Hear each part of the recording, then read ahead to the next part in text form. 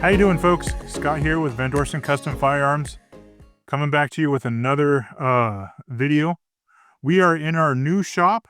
We just transferred. We just moved, of course, so we transferred to a new shop location.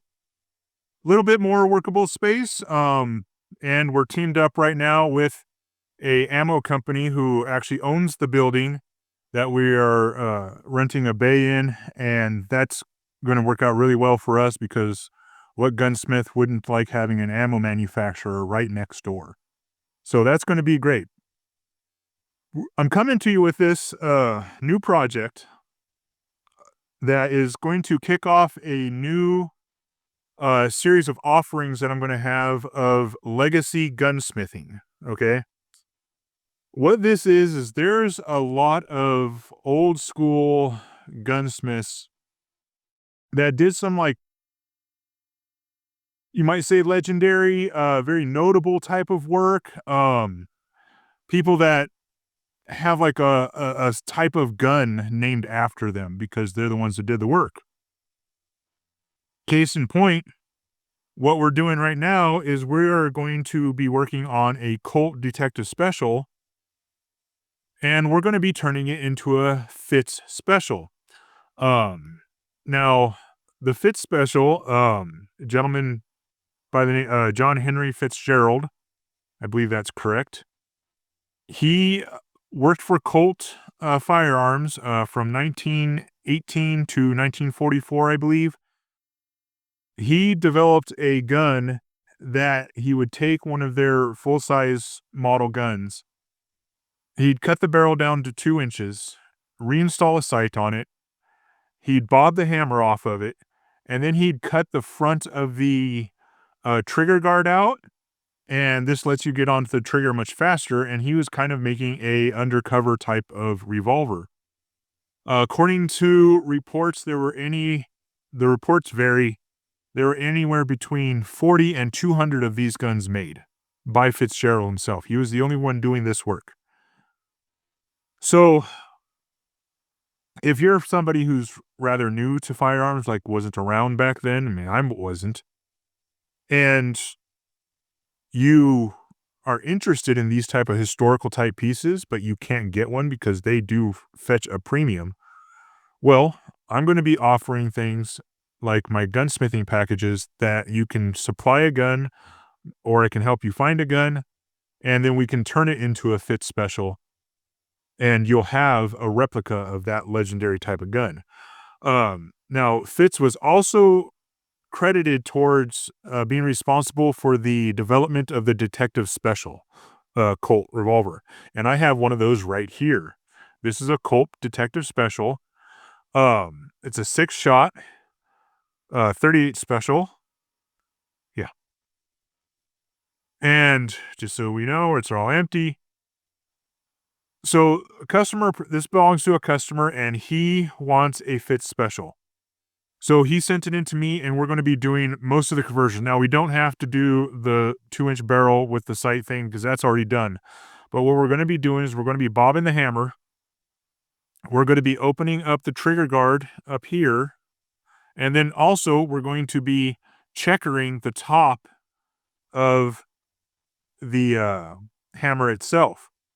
And what that does is, so even though the hammer's bobbed, if you need to take a more precise shot, you can begin to pull the trigger and then get your thumb on there and cock it. So now you have a single action pull. So not something that you see too commonly today. And honestly, most gunsmiths are probably going to not want to do that sort of thing because the chances of your finger slipping off the trigger and having a negligent discharge is fairly high.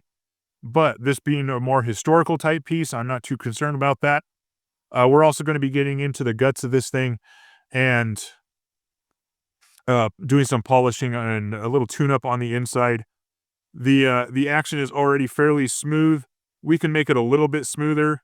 It's not going to be much lighter, but it's, we can definitely smooth it up a little bit. We're not going to mess with the springs and anything like that on this gun because this is more of a historical piece. So that's going to be, so I'm going to show a video. We're going to be doing this one. We're also going to be doing a video, the with the effector gun. The effectors were generally Smith and Wessons. They were the end frames, most commonly 45 ACP, 45 Colt, 357, and sometimes you saw it in a 44 Special. You didn't see him too much in a 44 Magnum, but it doesn't mean you couldn't do it. And what he was doing is he was cutting those barrels down to 3 inches. You take a full-size gun, 6-inch, 4-inch, 6-inch, whatever, end frame you happen to have. He was cutting the barrels down to 3 inches. He was recontouring the hammer. He wasn't bobbing them off, but he did recontour them. Then he would redo the grip of the gun and give it the same grip of a KL frame Smith & Wesson. So you'd have an end frame gun with a KL frame grip. So this made it a lot easier to hold on to. You got less grip area there. You get a much stronger grip. So it's kind of an interesting project. So we're going to be doing one of those. And then there's another one that I'm not going to tell you the title of it just yet because I need to go through the process of building one and work out some details on that. But it's another tribute, legacy tribute gun that we're going to be doing for another legendary gunsmith. Okay.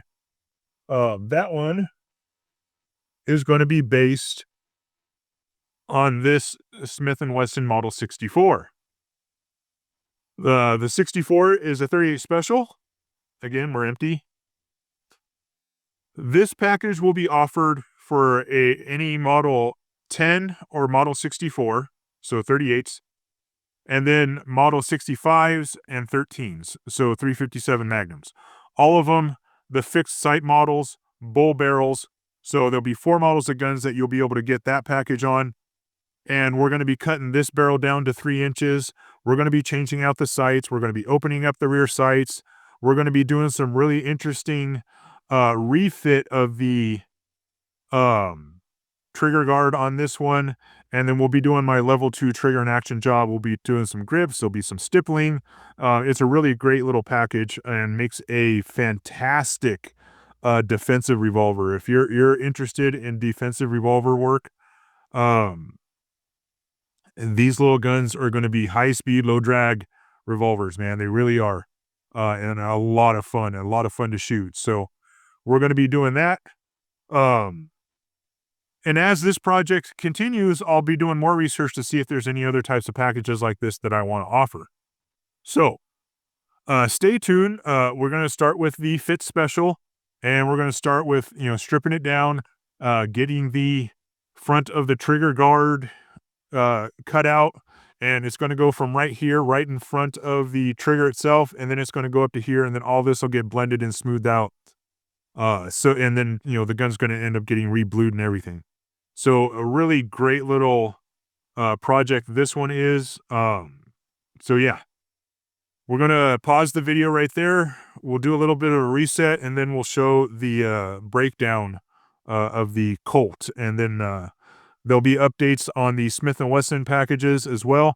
And then the effector package, that one will be coming up later on when the first gun that's going to be done to it gets to me. So yeah, this is going to be a great series of videos. It's going to show some really cool stuff. And I'm going to try and not make the videos as long or as detailed as some of my other stuff, because honestly, it doesn't always really need to be. You've got my 6-part series of Smith & Wesson trigger jobs, and that covers a lot of the same type of information. So we're really going to be covering the changes, what's different for these particular packages instead of the entire trigger work, so to speak, okay? All right, so we're going to stop the video right there. We're going to reset, and we'll tear down the Colt Detective Special. Stay tuned. Okay, so here we are. We got the gun ready to go. I've already got the grips off the gun just to save a little time. The Colt is held in with 3 screws, 1 on this side, 2 on this side. So we're just going to remove those.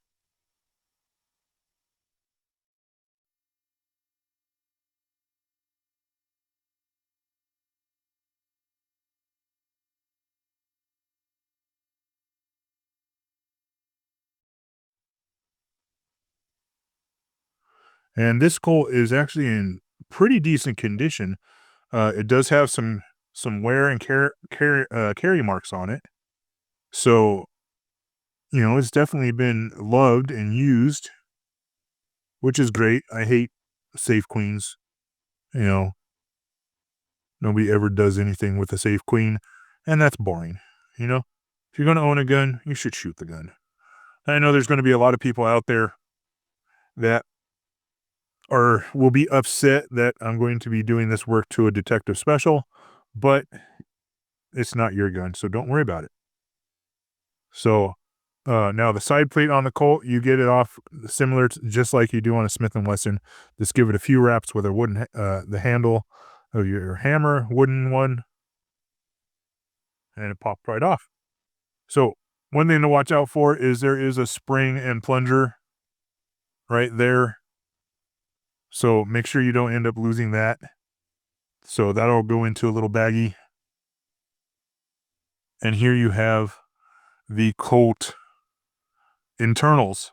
You got your hammer and you have a leaf spring here that controls the hammer, as well as putting pressure on the hand and by connection the trigger return.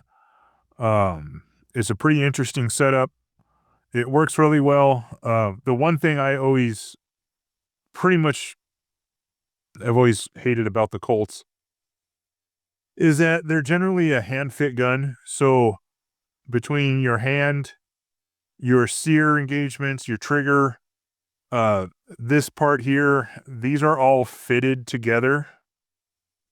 So usually when somebody says, "Hey, I have a Colt with a rough trigger, or doesn't, it's got a real jerky trigger or something," it's because somebody replaced one of these parts and didn't fit all the other parts, because it's not just a matter of replacing the one part. You replace one part, you fit that part, and then you have to fit the corresponding parts to it. And you just have to go in this circle, fitting all of the parts until they all work together properly. It is a very time-consuming process. That's why when I work on a Colt, especially if I have to do any kind of maintenance repairs or anything like that, I charge a premium for it, because it's not just a matter of fitting one part. It's a matter of fitting all of the parts that correspond with that one part.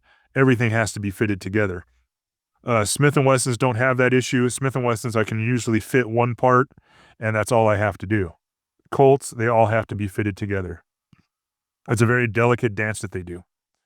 So we're going to remove the spring, and it's pretty simple. We come in with a pair of needle nose and work it up and take the pressure off as we do.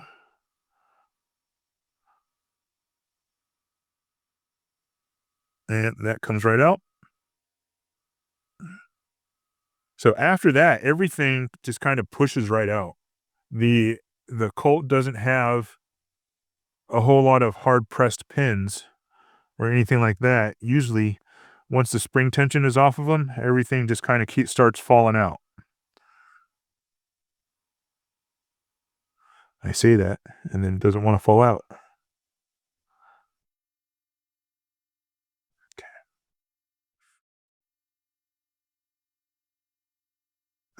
Let's get a little helper. There we go.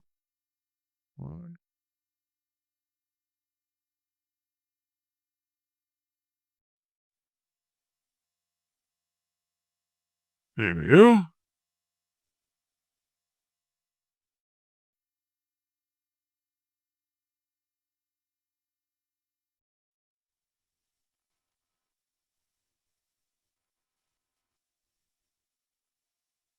So this part right here is one of the parts that gives the most difficulty.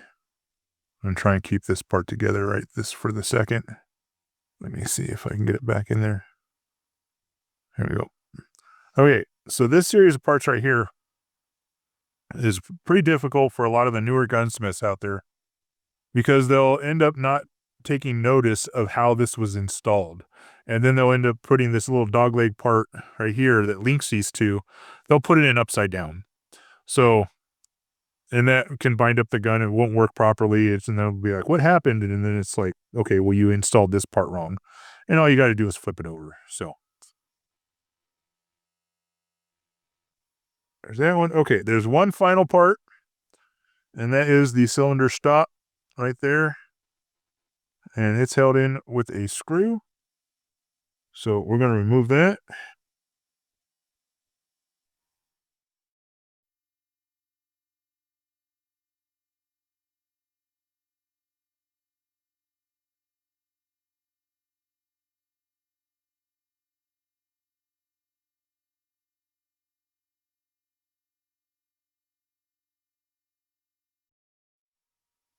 So what I'm trying to do is remove the cylinder stop, and there's a spring there, and I have to get that out. Sorry, I can't really show you that because I don't have the right camera angle, and I don't have something I can put it up on to show you that angle. Sorry, I'm a gunsmith. I'm not a cameraman. So I'm just putting this back in place for a second, because now that everything's pretty much apart, I'm going to mark where I want to cut the trigger guard. Okay. And we're going to use a scribe. And so I'm going to cut a line. I'm going to make a line that is just ahead of this so that I can have room to shape, because I don't want it to be square, because that's going to be sharp and snag. So I'm going to round it, but I want to make sure that it comes in just ahead of this, just ahead of the trigger shoe. So I'm going to give myself a little bit of room to play with, and I'm just going to scribe a line right there.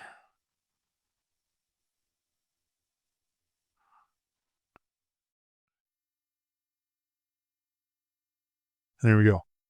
So what I'm going to do now is I'm going to use a cutoff wheel with the Dremel, and I'm going to cut it off there. I'm going to cut it off up here, and then the whole thing will get chucked up in the mill, and then I'll mill this flat pretty close to being even with this.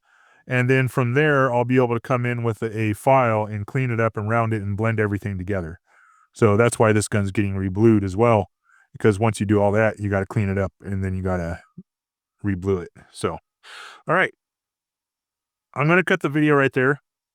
So I'll do the cuts, and then I'll do a follow-up video on the next one where I got it in the mill and I'm doing those cuts and then the cleaning up, and we'll do a combo video on that. So it'll be a few days before that one drops. But yeah, the gun's broken down now and the work can begin. All right. This has been Scott, your friendly neighborhood gunsmith, Dorsten Custom Firearms in Sheridan, Wyoming. Thanks for tuning in.